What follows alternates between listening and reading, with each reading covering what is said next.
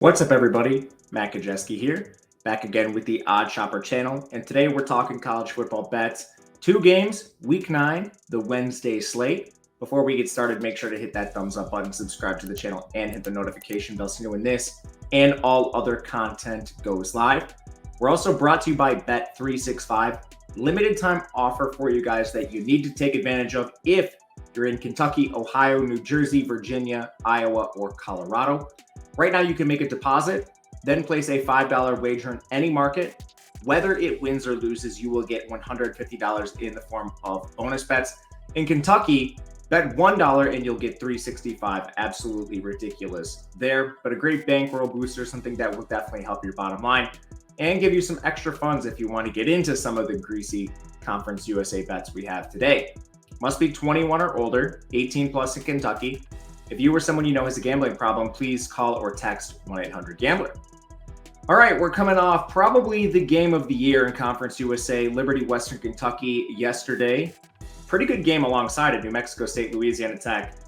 And, you know, they set the table for us, but now we have to clean up the mess. We've got the bottom of Conference USA, as has been tradition on Wednesday nights going back 3 weeks. Jacksonville State, FIU, they kick things off. We start out with a road-favored Jacksonville State. The total is 46.5. My favorite play in the game is that total. I took the over at 44. 46.5 hasn't crossed too many key numbers, so I still think it's okay. We have a lot of pace. Jacksonville State is first in pace, seconds per play.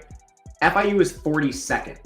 FIU, what they lack in, the sheer outright volume of plays that Jacksonville State will put up, they pass a lot, 49% pass rate for them. Now, I think both these offenses can have success. Jacksonville State, this is a little more self-explanatory. You've got an FIU defense that ranks 98th against the run. Jacksonville State, as fast as they play, they still have a sub 40% pass rate and a quarterback in Zion Webb who looks like he's going to start here with elite mobility. The guy just came off a 100-yard rushing game last week, and he's averaging 5.4 yards per carry on the year.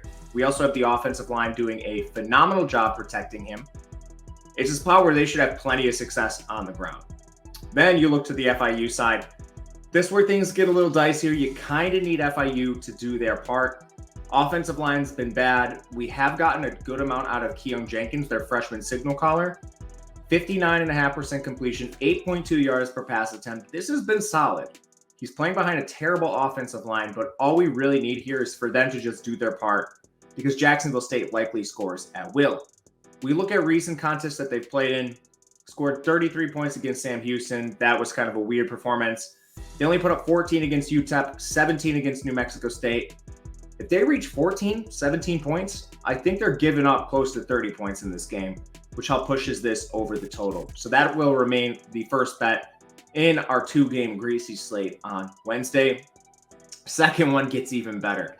We've got UTEP taking on Sam Houston State. Yes, the winless Sam Houston State comes in as a 3.5-point favorite over UTEP. The total is 36.5. I mean, this line is going to bounce all over the place. It's been bouncing all over the place. It opened at +4, got all the way down to +3. It's back up to 3.5. Looks like it might go to 4. I bet UTEP +4, probably against my better judgment. First off, I think there is an outside chance that Gavin Hardison plays. He was like a game-time decision 2 games ago, sat out last week. I do not feel confident in this, but I think there's an outside chance you get him here. Otherwise, I think this is probably Cade McConnell. He's their third stringer. No update on the backup, so I guess it's kind of QB roulette for this team. But the one thing I like about their offense is they're built through their offensive line. This unit is ranked 6th in the country in pass blocking, 9th in run blocking. Sam Houston State has an excellent defense. They're a little good up front, too, against the run, but they don't rush the passer. They're 113th in that metric. That's their worst metric overall on defense. So whoever plays quarterback for this team should be kept pretty clean. McConnell has been erratic, but he's still, for everything he lacks, he has 8 yards per pass attempt. He will push the ball downfield. His best receiver got ejected last game for throwing a punch, Kelly Akari.